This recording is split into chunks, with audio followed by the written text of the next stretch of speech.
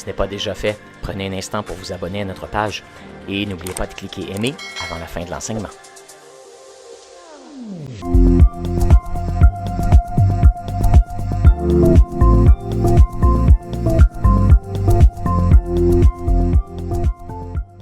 Mais vous savez, au Canada, il y a quelque chose qui se passe à part Pâques. Ce mois-ci, au mois d'avril, qu'est-ce qui se passe? Les élections. Vous avez vu les affiches un peu partout. Hein? En ville, ça commence. On a vu, là, les débats commencent. Dans les médias, il y a toutes sortes de choses qui circulent. C'est le temps de s'informer. C'est le temps d'aller visiter les sites des différents partis politiques, d'explorer les plateformes électorales et de comparer, de regarder un peu tout ça. Aujourd'hui, je veux parler avec vous de comment voter comme un chrétien.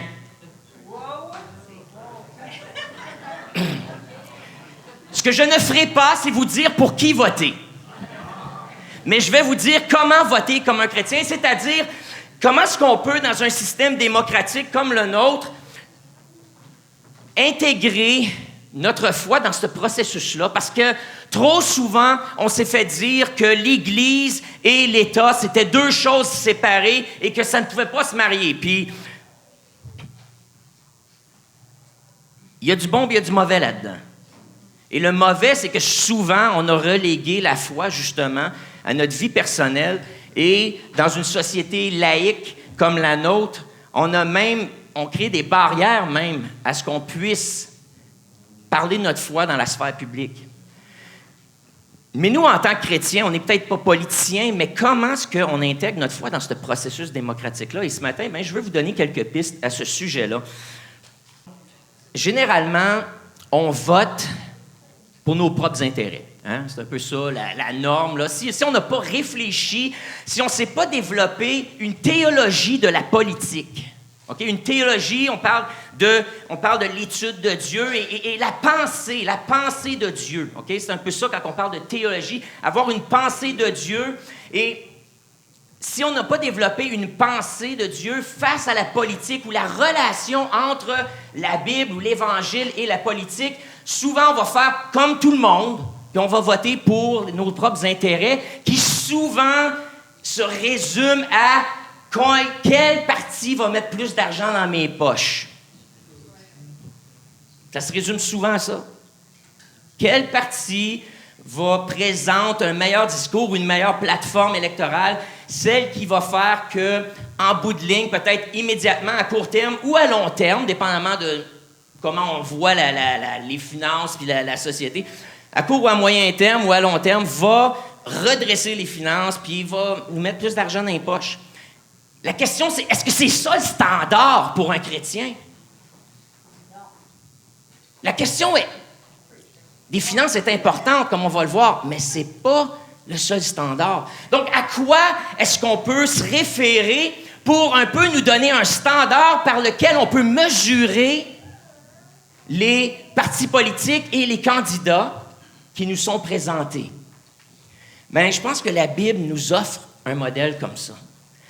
Dans le psaume 72. Le psaume 72 est un psaume qui a été écrit, certains disent par David, d'autres par Salomon, certains disent par David pour son fils Salomon, mais il fait référence au roi. Et comment un roi juste, comment un roi selon le cœur de Dieu doit gouverner. Et je pense que les principes qu'on y retrouve aujourd'hui, puis on va voir ensemble, là, combien de principes j'ai? 7 principes qui sont tirés du psaume 72 et qui nous parlent justement comment Dieu conçoit un leader politique. Et peut-être certains critères par lesquels on peut mesurer, même encore aujourd'hui, je le crois, nos leaders politiques. Ô Dieu, le psaume 72 dit, je lis dans la version Louis II, Ô Dieu, donne tes jugements au roi et ta justice au fils du roi. Il jugera ton peuple avec justice et tes malheureux avec équité. Les montagnes porteront la paix pour le peuple et les collines aussi par l'effet de ta justice. Il fera droit aux malheureux du peuple. Il sauvera les enfants du pauvre. Il écrasera l'oppresseur. On te craindra tant que subsistera le soleil, tant que paraîtra la lune de génération en génération. Il sera comme une pluie qui tombe sur un terrain fauché, comme des ondées qui arrosent la campagne. Et en ces jours, la justice fleurira et la paix sera grande jusqu'à ce qu'il n'y ait plus de lune. Il dominera d'une mer à l'autre et du fleuve aux extrémités de la terre. Devant lui, les habitants du désert fléchiront le genou et ses ennemis lécheront la poussière. Les rois de Tarsis et des îles paieront des tribus, et les rois de Séba offriront des présents. Tous les rois se prosterneront devant lui, tous les nations le suivront, car il délivrera le pauvre qui crie et le malheureux qui n'a point d'aide.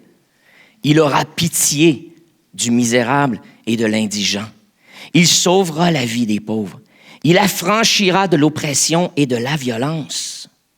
Et leur sang aura du prix à ses yeux.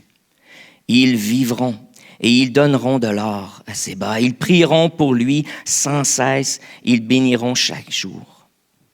Les blés abonderont dans le pays, au sommet des montagnes, et les épis s'agiteront comme les arbres du Liban. Les hommes fleuriront dans les villes comme l'herbe de la terre. Son nom subsistera toujours. Aussi longtemps que le soleil, son nom se perpétuera. Par lui, on se bénira mutuellement et toutes les nations le diront heureux. Wow! OK. J'ai dit que ça, là-dedans, dans ce texte, on a un peu un standard d'un règne ou d'un leadership qui est selon le cœur de Dieu. C'est le désir de Dieu que sur la terre, il puisse avoir un règne comme ça. Vous savez, Dieu, dans la Genèse, a donné aux hommes la responsabilité de gouverner sur la terre. Dieu ne gouverne pas lui-même sur la terre. Il a délégué à l'être humain la responsabilité de gouverner, d'établir la culture, de gérer un peu la culture sur la terre. C'est le mandat qu'il a donné à tous les êtres humains, pas juste aux chrétiens, à l'homme en général, à l'être humain. L'homme et la femme, là, on s'entend. Si je dis l'homme, c'est parce que c'est un peu comme ça que ça parle dans la Bible, mais on parle de l'être humain ici. C'est le mandat qu'il a donné à l'être humain. Ce n'est pas exclusif à l'Église, la gouvernance du monde, la gouvernance d'un pays. Mais le but de Dieu, le cœur de Dieu, c'était que des hommes et des femmes de justice et de sagesse se lèvent et règnent selon son cœur, selon ses principes à lui, selon ses valeurs, avec justice et équité sur la terre. Bon, ça n'a pas toujours été le cas et ce ne le sera jamais complètement jusqu'à ce que Jésus revienne. On s'entend que le roi qui est décrit ici, non seulement c'était un proverbe, un psaume qui avait été écrit pour le roi David et son fils Salomon, pour les guider un peu, leur donner des principes par lesquels guider exercer leur autorité, leur pouvoir politique. Mais on s'entend que même eux n'ont pas été capables d'arriver à ce standard-là. Puisque, ultimement, ce psaume-là est un psaume prophétique qui parle du Sauveur du monde, du Messie à venir, celui qui va régner éternellement sur la terre avec justice et équité. Mais vous savez, le but de la Bible, c'est pas de... Trop souvent dans notre société, on essaye de réduire la Bible à nos standards, à nous. Et de faire un peu plier la Bible et de tordre un peu les passages et le sens des Écritures pour refléter un peu plus notre réalité. On aime ça se reconnaître dans la Bible. Et donc, des fois, on a des doctrines ou on a des manières d'interpréter le texte où on l'adapte à notre réalité pour la rendre plus accessible, pour rendre les standards un peu plus réalistes, peut-être. Mais c'est pas ça que Dieu veut faire. Il nous donne le standard puis auquel on peut aspirer. Et ensuite, c'est à nous de nous adapter à Dieu. C'est à nous d'adapter nos comportements, nos modes de pensée, notre réalité. Et de plus en plus, au fur qu'on avance dans la foi, qu'on grandit, qu'on marche avec Dieu, de devenir un peu plus comme Jésus. C'est ça l'objectif de notre vie, moralement parlant, là, c'est de devenir un peu plus comme Jésus. Alors, quand on pense à la politique, si ça, c'est le standard de Dieu pour un bon politicien, eh bien, je pense que là-dedans, on peut tenir nos politiciens à ce standard-là, ou du moins utiliser les principes qui y sont pour commencer à évaluer les personnages que nous allons élire et les partis qui vont être au pouvoir. Alors, on y va avec le premier principe, le premier concept. On le trouve, entre autres, au verset 1, déjà, un leader, selon le cœur de Dieu, se fonde sur la justice et la droiture. Le verset 1, « Ô Dieu, donne tes jugements au roi et ta justice au fils du roi, et qu'il juge ton peuple avec justice et les malheureux selon le droit. » Donc, il y a toute cette idée de droit, de justice, d'intégrité, d'équité qui est là. Le leadership, selon Dieu, commence par une fondation solide. Et oui, dans un monde idéal, la justice divine. La manière de voir la justice, de concevoir la justice ou la droiture selon les principes de Dieu. On est quand même chanceux de vivre dans une société démocratique à notre époque où on a plusieurs siècles où le christianisme a eu une influence profonde sur la société, sur les valeurs, les mœurs et notre façon de se voir l'un et l'autre. Certainement, dans plusieurs endroits du monde, puis encore même dans notre société, on se dit évolué, humaniste. On a encore des problèmes au niveau de l'équité, de la justice. On n'est pas encore sous le règne de Jésus dans la politique, là. Mais les principes chrétiens ont influencé. On est pas mal mieux que c'était à l'époque du 1er siècle, quand Jésus est venu, où il y avait un empire romain qui dominait, où il y avait de la ségrégation entre les nations et les tribus, les gens. Il y avait des classes de pouvoir, encore pire qu'aujourd'hui. Il y avait l'esclavagisme. Les femmes étaient traitées comme un bien, les enfants comme moins que rien. On tuait si ça ne faisait pas notre affaire. La sexualité était débridée. On a fait du chemin en 2000 ans d'histoire jusqu'à aujourd'hui. Et ça, c'est grâce à l'influence du christianisme, c'est-à-dire de croyants qui ont commencé à aligner leur vie, non pas selon les standards de la culture dans laquelle ils vivaient, mais selon un standard plus élevé, selon le standard de la Bible. Et des principes moraux qui sont décrits, qui ont commencé à être décrits dans l'Ancien Testament, là.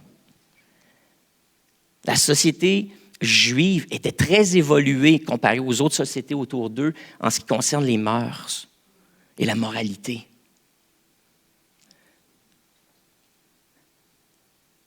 Et cette influence-là a fait son chemin pour en arriver à une société où on a des droits, des libertés, des droits humains, des libertés individuelles, liberté de religion, liberté de conscience, d'association. et les autres. Donc, oui, dans un monde idéal, on voudrait que nos leaders reflètent le cœur de Dieu et adoptent des principes chrétiens. Bon, ce n'est pas nécessairement le cas, mais déjà notre société en a plusieurs. Donc, ma question, c'est peut-être, quel est le leader ou le parti qui se rapproche le plus des valeurs bibliques concernant la famille, concernant la sexualité, concernant la justice, concernant l'équité, concernant cette idée de concevoir l'autre comme étant porteur de l'image de Dieu. Parce que c'est ça qui est fondamentalement qui a été le pivot dans l'histoire de l'humanité, c'est que les croyants ont commencé à se traiter mutuellement comme chacun étant égaux devant Dieu. Et que l'autre est porteur de l'image de Dieu et de la gloire de Dieu. Il y a quelque chose de divin dans l'autre à côté de moi. Peu importe son statut social, peu importe sa couleur, peu importe son genre. Il y a quelque chose de divin dans l'autre qu'on se doit de reconnaître.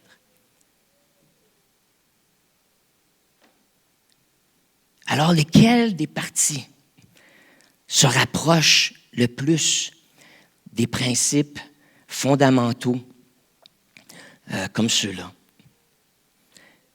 et qui ne favorise pas une personne ou un groupe de personnes en particulier, mais qui agit avec équité et intégrité? Le deuxième principe, c'est lequel de nos candidats et des partis qui va être un défenseur des pauvres et des nécessiteux ou des gens marginalisés. Le psaume, ça revient continuellement dans ce psaume-là, vous l'avez capté, vous l'avez entendu. Il fera droit aux malheureux. Il sauvera les enfants du pauvre. Il écrasera l'oppresseur. Le leader, selon le cœur de Dieu, protège les plus vulnérables. Il prend position pour les citoyens marginalisés. Il lutte contre l'injustice. Il s'oppose aux puissants qui sont corrompus et il s'oppose aux intimidateurs et à la violence qui est faite dans notre société. Le leader, selon le cœur de Dieu, est un défenseur du pauvre et du malheureux. Et on peut parler ici, pauvreté, ceux qui ont étudié la question, c'est beaucoup plus qu'une question pécuniaire, on s'entend, là. Donc oui, il y a cette réalité que l'économie et notre capacité de pouvoir d'achat en tant qu'individu influence notre style de vie, influence des opportunités dans nos vies, et tout ça. Et donc, ce qu'on veut faire, on veut prendre soin de ceux qui en ont moins, qui n'ont pas les moyens de nécessairement, qui n'ont pas accès à toutes les ressources qui sont disponibles dans notre société. On veut rendre ça facile pour ceux qui n'ont pas accès à ces choses-là, qui ne peuvent pas se les acheter ou se les payer.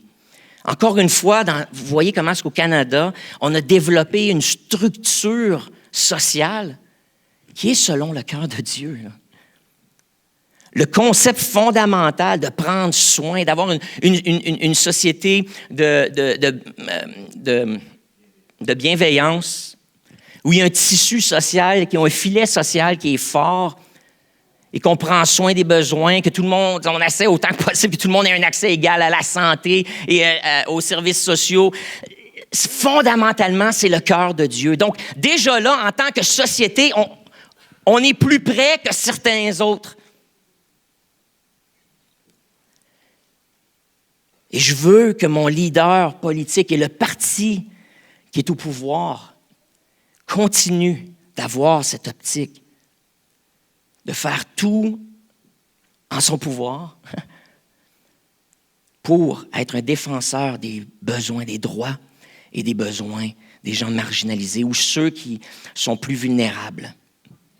Et certainement se tenir debout contre la violence contre la discrimination, contre l'injustice sociale, contre les intimidateurs. Est-ce que Trump est un intimidateur? Je vous laisse juger de ça. Là, j'embarquerai pas là-dedans. C'est peut-être, vous attendiez peut-être... Pascal, va-t-il faire un commentaire sur... C'est quoi comment on devrait se positionner face à Trump? Premièrement, il faut décider, est-tu un intimidateur? Je vous donne des principes ce matin et à vous de les appliquer. Il y a une diversité d'applications des principes, vous allez voir. Donc, c'est pour ça qu'on a une liberté de conscience. Et donc, la Bible nous donne des concepts, des principes, et ensuite, on interprète ces choses-là pour voir comment on les applique dans notre contexte. Troisième concept. Donc, le premier, le leader est fondé sur la justice et la droiture. L'autre, il est défenseur des pauvres et des marginalisés. Ensuite, il est un promoteur de paix et de prospérité. Il y aura, au verset, je crois que c'est le verset 17, verset 16, il y aura abondance de blé dans le pays. Oui, du blé comme ça, puis du blé d'un champ. OK? Il y aura une abondance de blé dans le pays. Et au sommet des montagnes, son fruit frémira comme le Liban. OK? Donc, le blé va tellement être beau, puis grand, puis fort, qu'il va se lever, que ça va avoir l'air des arbres dans le champ qui se battent au vent. Et de la ville, les hommes s'épanouiront comme l'herbe de la terre. Donc, toute l'agriculture, puis au Canada, c'est une de nos forces, l'agriculture. Mais là, on veut un leader et un parti politique qui va contribuer à la prospérité. Puis là, on y arrive à cette partie pécuniaire ou économique de la grande question. C'est important, même pour Dieu. En fait, c'est un standard par lequel on évalue un bon leader politique. C'est qu'il contribue à la prospérité de l'État et du pays. Ses politiques, ses décisions influencent la prospérité, et non pas seulement la prospérité, mais la qualité du produit qui est fait dans le pays. C'est pas de la cochonnerie, parce que le blé, sous son leadership, il est grand, il est plus gros qu'ailleurs. Il a l'air des arbres quand tu le regardes, parce que les tiges sont tellement hautes. C'est pas seulement de la quantité, mais de la qualité qui est produit là. Donc, contribue au PIB de ce pays. Non seulement ça, mais il a à cœur les villes et la prospérité des villes et la condition de vie des gens, des habitants et des citoyens dans ces villes-là. Les villes, les gens qui vivent dans ces villes-là s'épanouissent, eux aussi comme l'herbe dans les champs.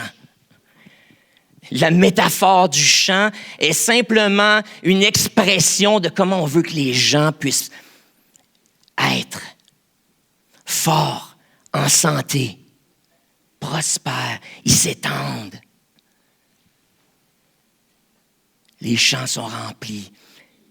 Et donc, oui, le leader politique selon le cœur de Dieu crée une prospérité qui est équitable.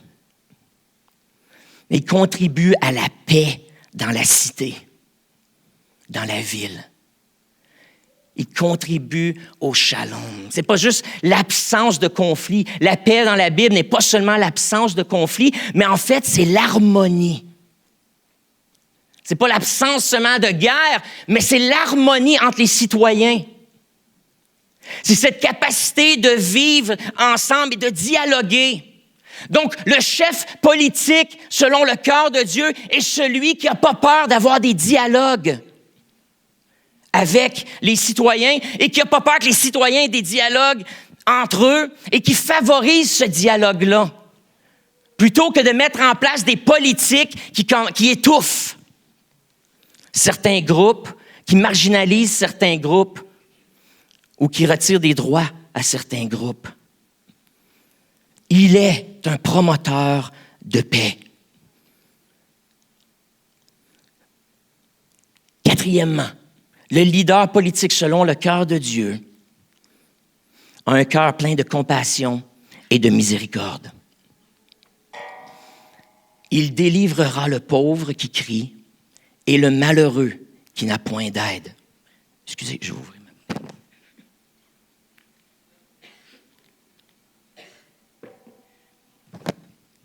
Il délivrera le pauvre qui crie et le malheureux qui n'a point d'aide. Il aura pitié du faible et du pauvre. Le leader politique selon le cœur de Dieu a le cœur tendre.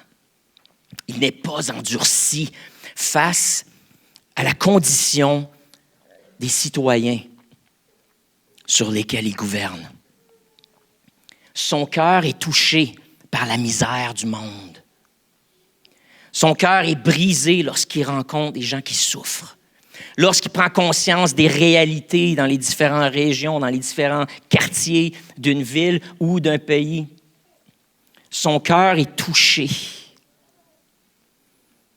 Il pleure avec ceux qui pleurent. Il est capable de souffrir avec ceux qui souffrent, d'être présent sur le terrain. Ce n'est pas seulement un homme de politique ou de loi et de principes et qui établit des politiques, mais c'est quelqu'un qui est présent et qui se laisse toucher par la réalité de son électorat. Il gouverne, non pas par indifférence, mais avec empathie.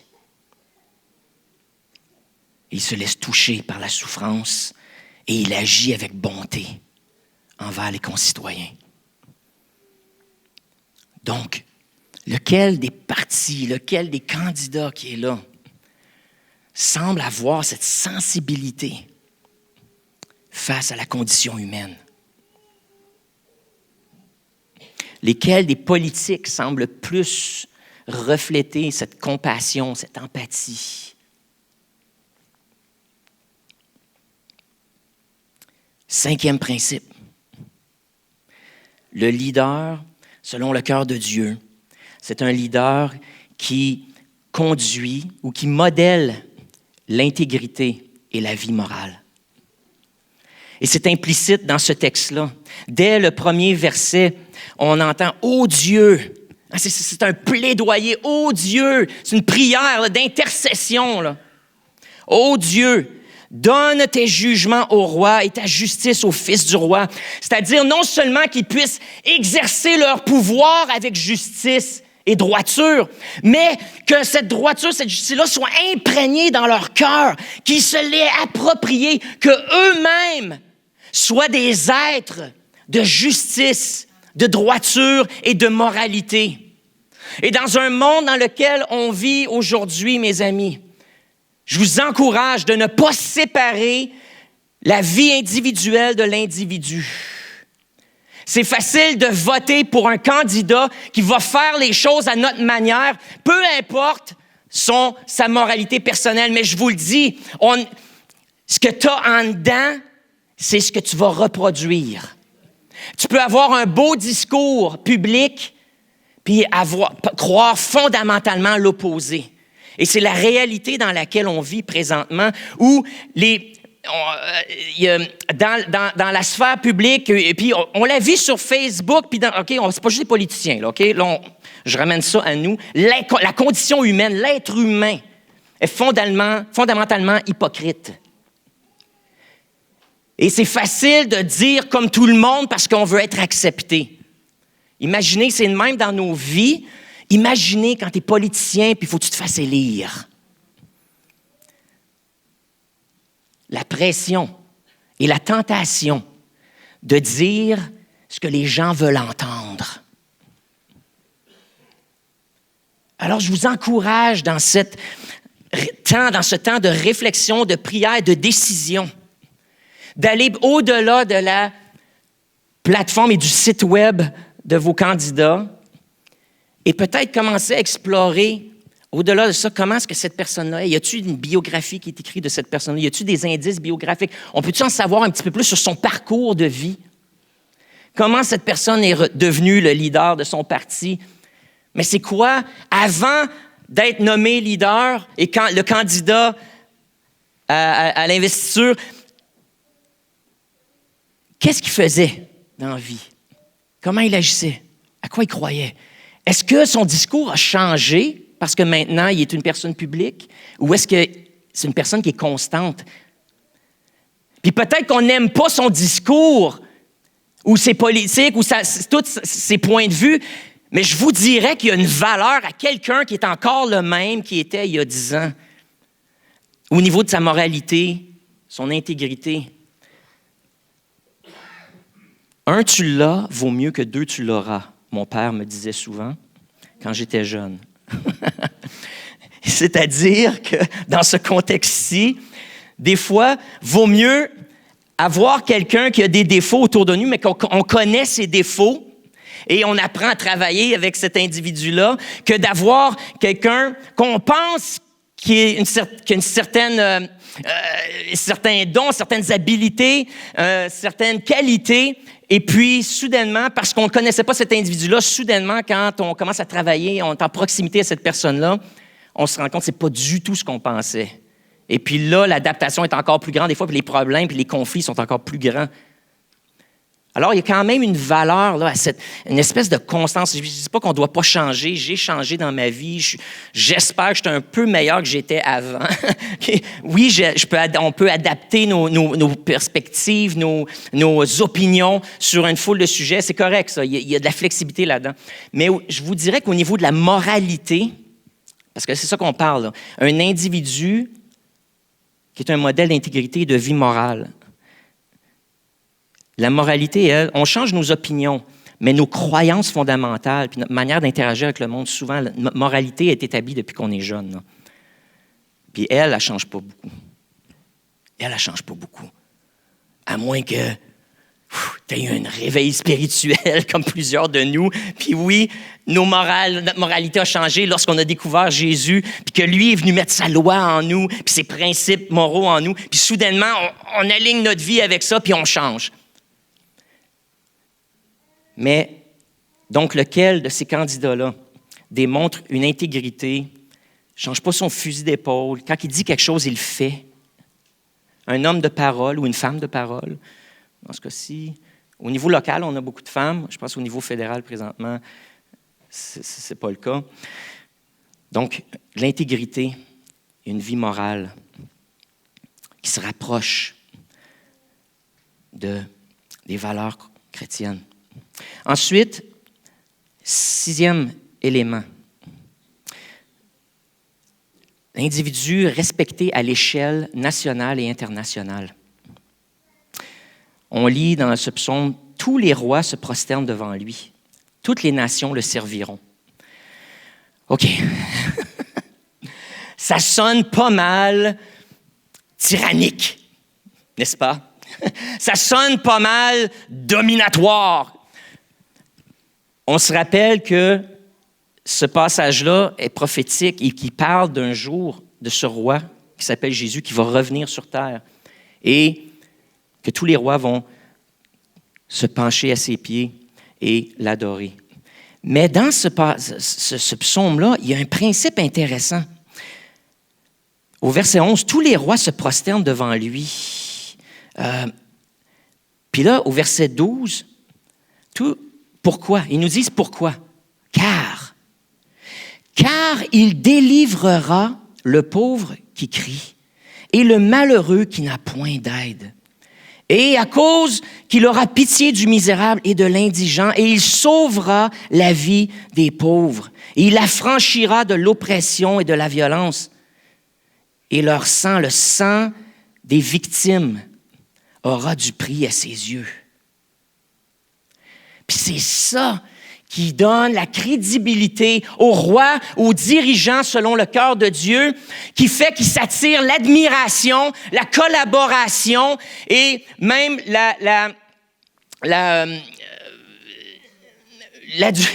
l'adulation. Dans ce cas-ci, on pourrait parler d'adulation. Mais certainement, la faveur, c'est le mot que je cherchais, la faveur des autres leaders politiques autour. À l'interne, donc on pourrait parler des leaders politiques aux différents niveaux là, de gouvernement dans notre pays, au niveau municipal, provincial et fédéral, dans les autres partis. Mais ce leader-là, non seulement a de l'admiration des gens qui le côtoient, mais aussi des gens qui l'ont côtoyé à l'international. Il a une réputation comme étant un homme de justice, une réputation comme étant un défenseur du pauvre, du marginalisé, de l'indigent. Il y a des politiques qui vont se porter à la rescousse, pas non seulement de ses citoyens, mais qui vont sortir de chez eux et qui vont contribuer à la paix dans le monde. Et qui va apporter des solutions, qui va chercher à collaborer avec ce qui se passe et où Dieu est en train de travailler ailleurs dans le monde pour participer à ces efforts-là afin de créer un monde qui est juste et équitable et venir secourir ceux qui souffrent, particulièrement dans des contrées où le sang innocent est versé. Le sang des victimes a du prix pour lui. Dans les contextes de guerre, il va faire tout en son pouvoir pour faire partie de la solution. Et il aura cette réputation d'être un homme de paix et non pas un homme qui brasse qui suscite des conflits. Il est respecté à l'échelle nationale et internationale. Encore une fois, pour son sens de justice, mais pour être un homme d'action ou une femme d'action qui se porte à la rescousse non seulement des siens, mais des autres qui souffrent autour, dans les autres nations. Et ça lui attire la faveur des autres dirigeants et des autres pays, des citoyens de ces pays-là, qui disent, nous, on veut être amis avec ce pays-là. Donc, lequel de nos partis va positionner le Canada d'une façon à ce que les gens du monde entier disent, nous, on veut être amis des Canadiens.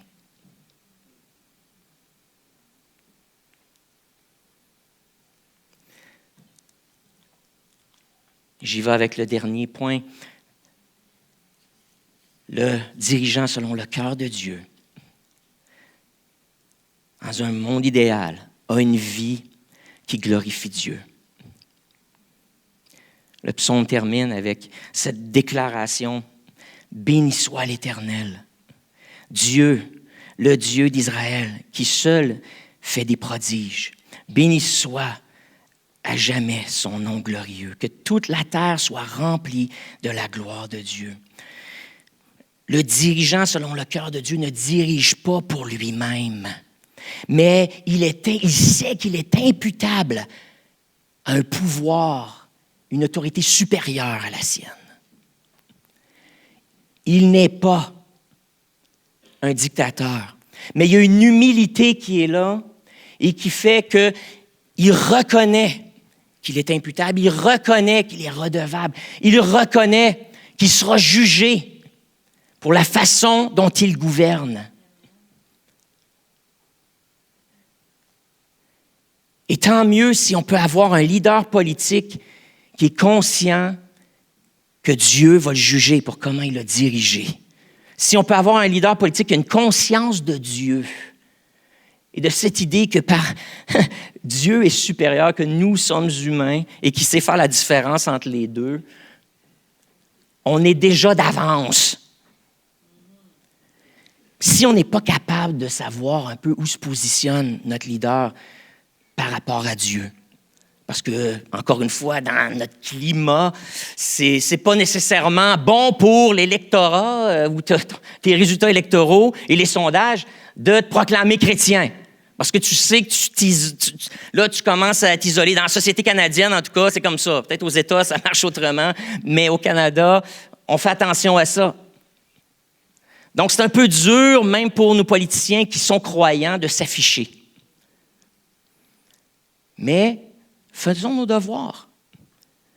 Lequel de ces candidats-là a le plus de députés qui est allé au déjeuner de prière ou soit à l'Assemblée nationale ici à Québec qui aura lieu le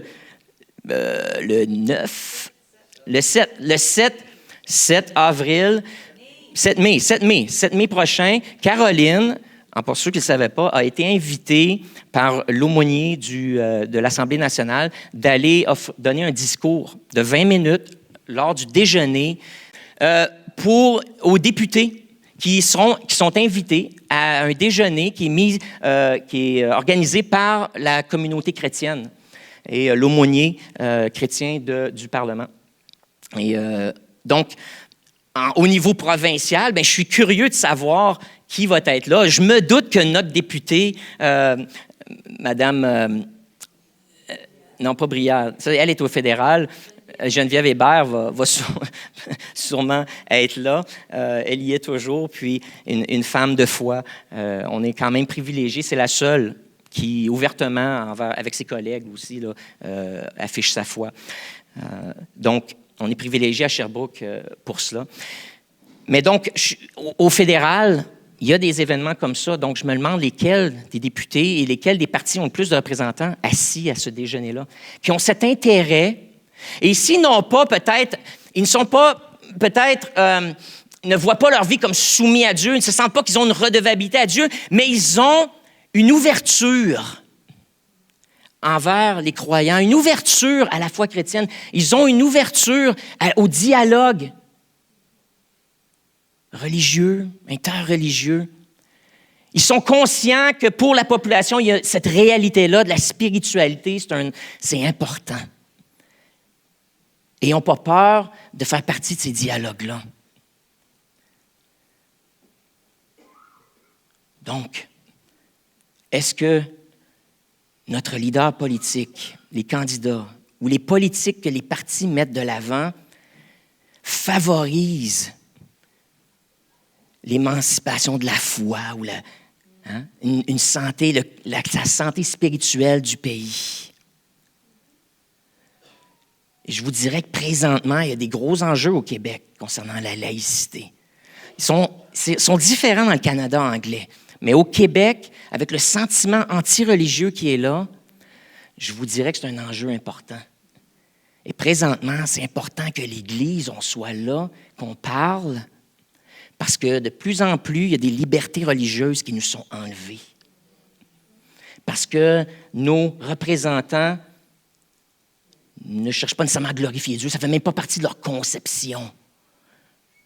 Alors, tout ce qui a rapport à ça, c'est comme ça n'a pas rapport, ça ne s'intègre pas dans la vie publique, ça appartient aux gens privés. Alors, on commence à exclure, mais ce sentiment-là de la laïcité, la laïcité parle simplement des gens qui ne font pas partie du clergé, des croyants du commun, là, du monde. Moi, je suis clergé, je fais attention à comment je parle de ça. Mais vous, qui ne faites pas partie du clergé, la laïcité, c'est qu'on s'approprie notre foi. On s'approprie notre foi. C'est pas juste, on se fait pas juste dire quoi faire par le clergé. On n'est pas soumis au clergé dans le sens qu'eux ont toute l'autorité. Non, nous aussi, cette foi-là nous appartient. Et nous aussi, on est égaux devant Dieu avec le curé en avant ou le pasteur. Puis on s'approprie notre foi, puis on l'intègre dans tous les aspects de notre vie. C'est pas juste le dimanche. C'est ça la vraie laïcité. Mais nous, la laïcité, c'est devenu la sécularisation. Où ce que là, on met de côté toutes les valeurs chrétiennes et on devient, séculier qui veut dire le monde, on devient comme le monde, où on adopte les valeurs du monde ou de la culture dominante. C'est ça la sécularisation, c'est que la culture dominante indique c'est quoi nos valeurs et c'est quoi nos priorités et c'est qu'est-ce qui est juste, qu'est-ce qui est droit. C'est pour ça que cette notion de justice, de droiture, c'est pas évident. Puis on prend le temps aujourd'hui de dire que laquelle de ces politiques-là de justice et de droiture, présentement mises de l'avant, s'aligne le plus avec les principes chrétiens. Parce que justice et droiture peuvent vouloir dire bien des choses dans d'autres contextes, dépendamment des standards que tu as.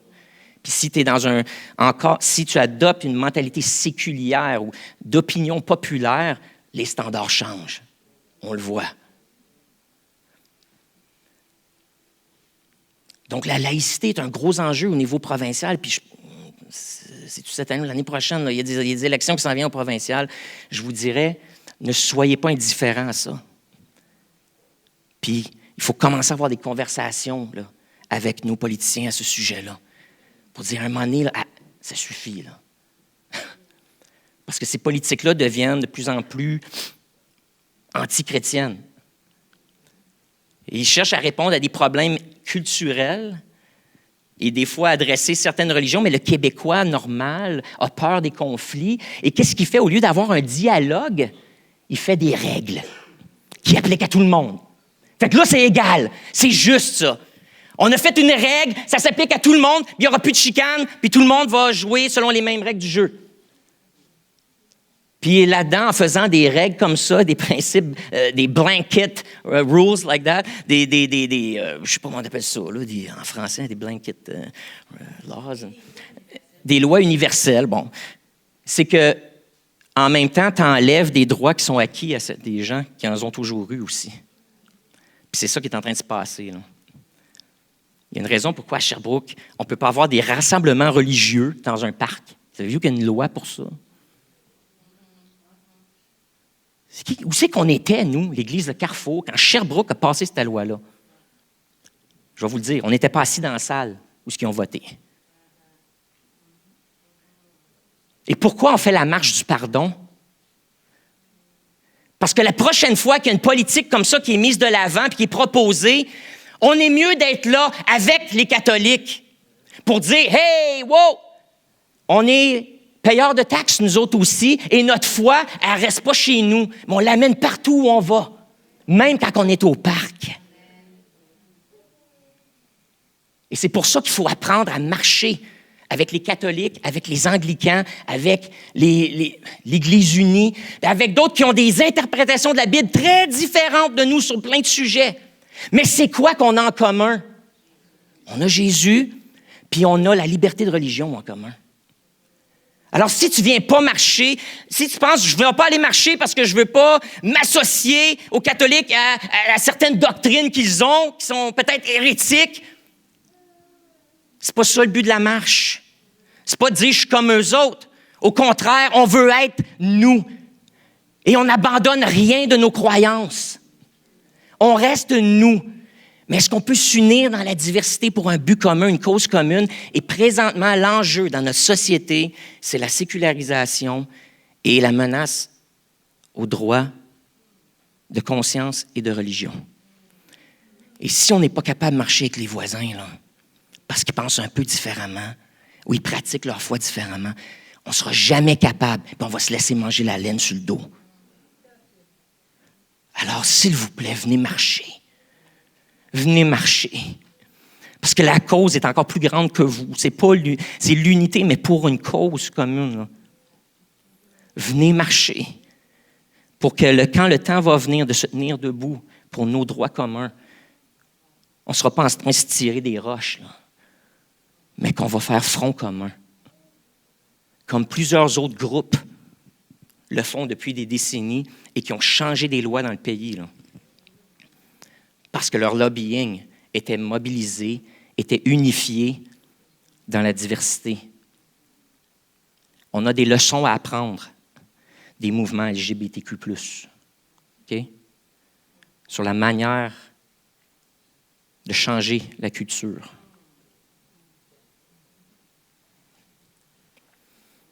On est encore en train de se tirer des roches avec les catholiques, là, comme ça en 1950. S'il vous plaît, Église de Carrefour. Je comprends les différences théologiques, doctrinales, elles sont importantes, mais pas au prix de perdre ma liberté, puis ma capacité d'évangéliser dans les rues, mon droit d'évangéliser, puis de vivre ma foi.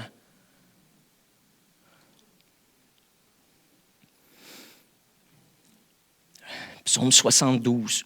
Lisez-le, méditez dessus. On va mettre en ligne ces principes-là d'un leader qui est un leader politique selon le cœur de Dieu.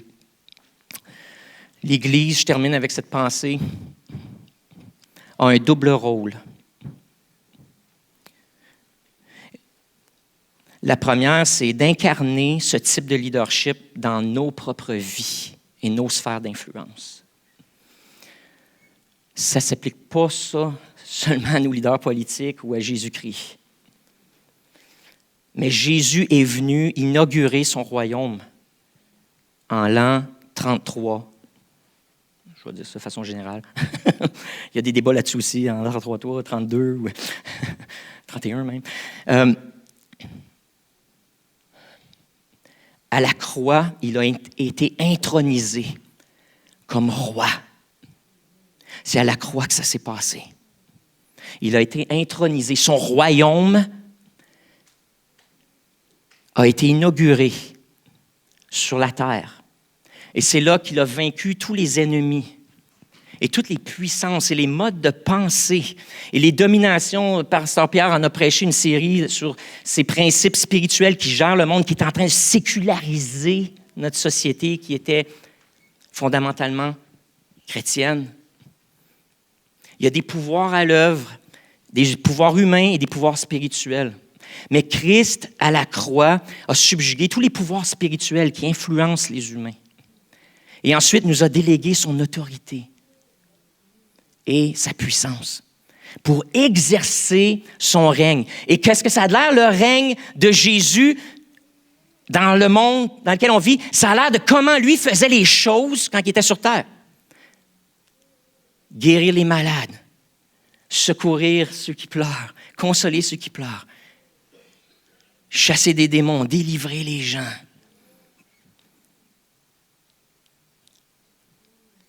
Proclamer la justice. C'est à nous de faire ça. Maman avec tes enfants, papa avec tes enfants. Maman, papa avec ton milieu de travail. D'incarner Jésus et son modèle de royaume. Jésus n'a pas inauguré un royaume politique terrestre. Puis ça, il faut le comprendre. Parce qu'encore une fois, certains d'entre nous, on aspire à ce qu'on élire un leader chrétien qui va établir un gouvernement chrétien et que là, le gouvernement chrétien, lui, va être juste et équitable. Eh bien, si c'est ça que vous pensez, vous vous fourvoyez, là. Parce que les humains, on reste faillibles. Et il n'y aura jamais sur terre, jusqu'à ce que Jésus revienne, qui incarne parfaitement ces valeurs-là, et lui établisse maintenant que le ciel et la terre se joignent. Lorsque Jésus va revenir, c'est là que tout va être parfait. Et lui va établir un système politique pour toute la terre. Pour l'instant, le royaume de Dieu est invisible. Et ce n'est pas la démocratie qui est le royaume de Dieu. Et ce n'est pas la monarchie, et ce n'est aucun système humain. Si c'était le cas, Jésus l'aurait fait lorsqu'il est venu au début, au 1er siècle. Il aurait renversé Rome et il aurait établi un nouveau gouvernement. Si c'était ça, de ça qu'il parlait, il ne l'a pas fait parce que ce n'est pas le temps. Pour l'instant, son royaume est en nous et nous sommes les émissaires de ce royaume et nous, c'est d'exercer la justice, la droiture, la miséricorde, de secourir l'indigent, de vivre ça dans nos familles, dans nos voisinages, dans notre ville, dans nos lieux de travail, dans les écoles où on va et les groupes sociaux dans lesquels on participe, dans les sphères d'influence où on est, d'incarner ça, de vivre ce royaume-là et qu'une personne à la fois, les gens soient touchés et qu'ils se disent « Moi, je veux être comme toi ». Le même genre d'influence qu'on veut que le roi ait. Cette réputation d'être un homme ou une femme de paix, un agent de bien, un agent transformateur dans la société qui secourt, qui est compatissant. On veut que ce qui est dit ici des dirigeants des autres nations qui se tournent vers le roi d'Israël, on veut que dans nos sphères d'influence, cette réaction-là se produise autour de nous et qu'on aide les gens à devenir ensuite. On leur partage le royaume de Dieu et eux deviennent comme ça aussi. Et là, il y a un effet de chaîne qui se produit. Et la société change. Pas d'en haut, pas avec des politiques, pas avec un système politique qui va changer. Le système a changé à travers les 2000 dernières années à cause de cet effet de chaîne, d'inviter les gens dans le royaume et soudainement les valeurs du royaume se mettent en action dans les communautés et les leaders politiques qui sont influencés par quoi? L'opinion publique, soudainement se disent « Wow! » L'opinion publique est vraiment en train de changer. Il y a bien du monde qui croit en Dieu, là. Qu'est-ce qui se passe? Puis ils nous parlent, puis de leurs valeurs, puis tout ça, puis ils veulent des politiques qui reflètent cette réalité-là. Alors, c'est ce qu'on va faire. Comprenez-vous comment ça marche? Puis dans notre société moderne, puis à la lumière de la politisation de la foi aux États-Unis, on a adopté ce discours politique américain. Je vous le dis, Église Le Carrefour, nous ne sommes pas américains et Dieu merci. Là, vous savez mon opinion par rapport à la 51e État. Et donc, je veux pas que ma foi ait l'air de ça. Parce que la transformation sociale ne se fait pas par en haut et ni par une solution politique, mais se fait par des gens dont la vie est transformée. Donc, notre mandat, notre rôle, c'est d'incarner ce type de leadership dans nos sphères d'influence. Et deuxièmement, notre mandat, lorsque le gouvernement sera élu, le nouveau gouvernement, ce sera de garder le gouvernement imputable. Puis ça, c'est le rôle qu'on a abdiqué et qu'on a donné aux médias et à l'opposition officielle. C'est le rôle de l'Église, d'être la conscience des partis politiques.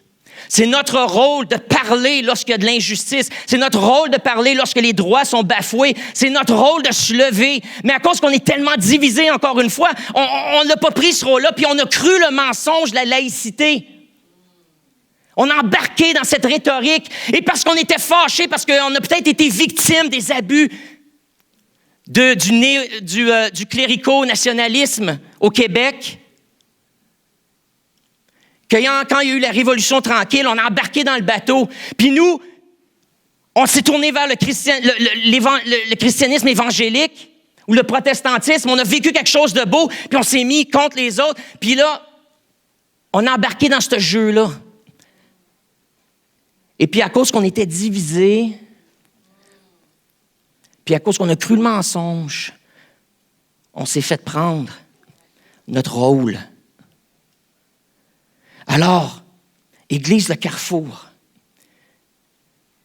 maintenant, mais avec le nouveau gouvernement, notre rôle va être d'être présent, d'écrire des lettres, d'avoir des rendez-vous avec nos députés, des invités dans nos églises, de prier pour eux, mais en même temps, d'avoir des dialogues avec eux lorsqu'il y a des choses qui sont faites qui sont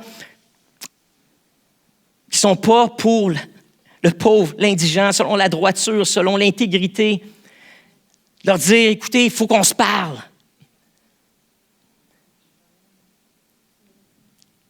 On a donné ça aux médias, on a donné ça à l'opposition officielle. Mais c'est en premier le rôle de l'Église. Ça a toujours été. Et c'est pour ça que l'Église a toujours été capable de fonctionner, d'opérer, peu importe le système politique dans lequel il était. Et c'est pour ça que même, il y a des gens qui l'ont fait, qui l'ont tellement compris ce rôle-là, qu'ils ont été mis à mort pour ça à travers les siècles. C'est le cas de Paul. Paul qui a dit, je dois tenir l'empereur redevable à Dieu. Je dois lui partager qu'il y a une autorité, que l'autorité qu'il détient vient de Dieu. Il a dit, s'il faut que j'aille à Rome comme prisonnier, je vais y aller comme prisonnier parce que je vais avoir une audience avec l'empereur. Pierre l'a fait, tous les apôtres l'ont fait, lisez le livre des Actes. Il y a eu des moments comme ça où ils ont confronté les autorités politiques de leur époque et qu'ils ont dit, ils se sont tenus debout pour la justice, la droiture, le droit de religion. Et plusieurs en sont morts. Oui, ça n'a pas toujours été facile. Encore une fois, parce qu'on a peur du conflit, petit Québécois, que nous sommes, parce qu'on n'a pas appris à parler, parce qu'on a abdiqué ce rôle-là. On ne l'a pas compris, peut-être aussi. Fait qu'aujourd'hui, je me dis, c'est le temps de se réapproprier ce rôle-là. Et ça va être notre devoir de tenir tous nos paliers de gouvernement redevables face aux principes qu'on a énumérés un peu plus tôt aujourd'hui.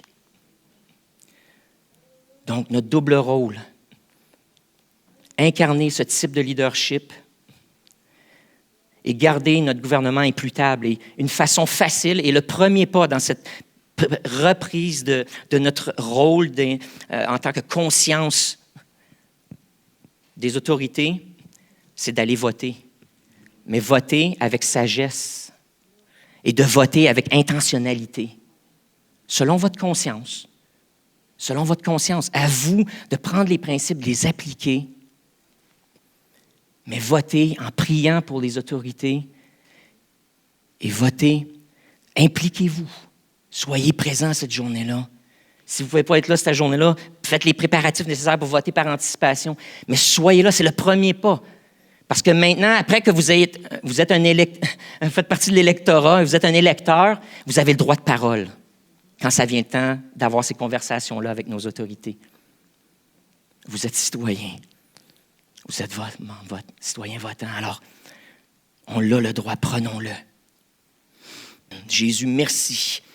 Merci pour ta parole qui est vivante et encore applicable aujourd'hui, des principes de l'Ancien Testament qui ont été écrits 900 ans avant Jésus-Christ, mais qui sont encore valables, qui prédisaient le royaume de Jésus et ensuite qui faisaient allusion à ce Messie qui allait venir. Et ensuite, Jésus, merci pour ton histoire et ce que tu as fait.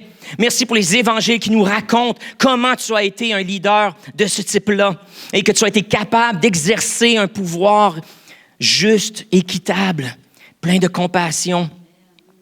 Et Jésus, merci parce que tu choisis encore de travailler à travers nous, les humains.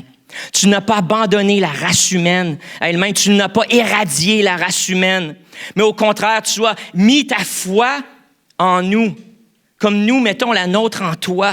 Et c'est peut-être en ça que nous sommes un, nous et toi. Parce que ta foi en nous, elle demeure et tu nous demandes d'exercer ton royaume, ta justice sur terre. Alors aujourd'hui, nous disons oui, nous le voulons.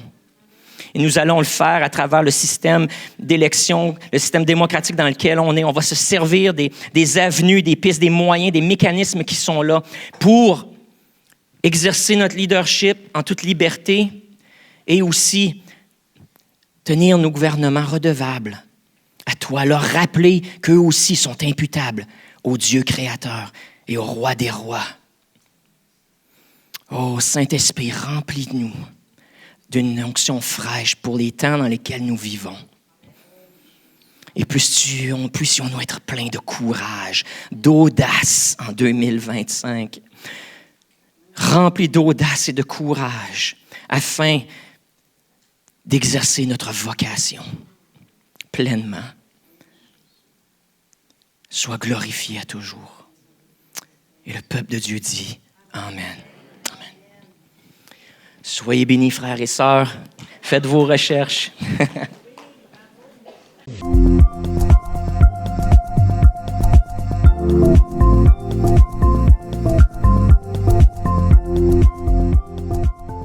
Si ce n'est pas déjà fait, prenez un instant pour vous abonner à notre page et n'oubliez pas de cliquer « Aimer » avant la fin de l'enseignement.